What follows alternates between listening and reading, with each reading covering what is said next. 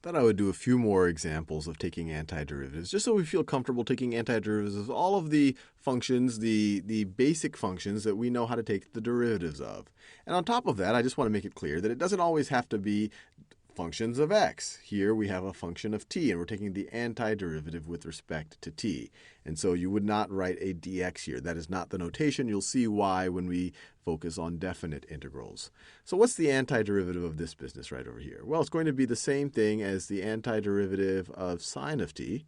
It's going to be the antiderivative of sine of t, or the indefinite integral of sine of t, plus the indefinite integral, or the antiderivative of cosine of t, plus the antiderivative of cosine of t. So let's think about what these antiderivatives are. And we already know a little bit about taking the derivatives of trig functions. We know that the derivative with respect to t of cosine of t is equal to negative sine of t. So if we want a sine of t here, we would just have to take the derivative of negative cosine t.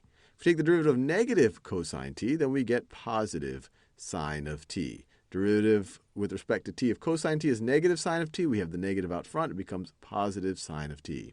So the antiderivative of sine of t, the antiderivative is negative cosine of t. So this is going to be equal to negative cosine of t.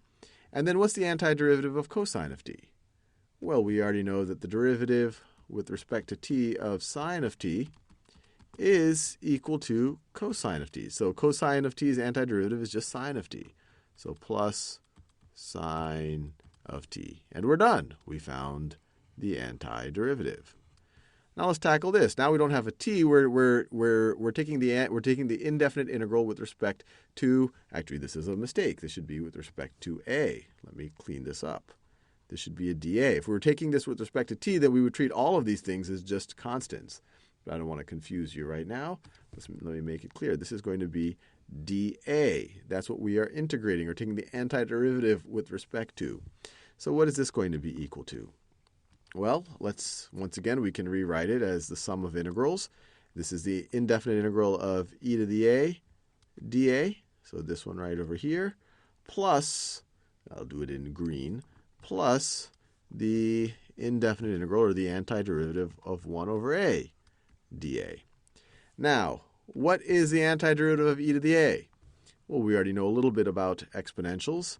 The derivative with respect to x of e to the x is equal to e to the x. That's one of the reasons why e in the exponential function in general is so amazing. And if we just replaced a with x, or x with a, you get the derivative with respect to a of e to the a is equal to e to the a.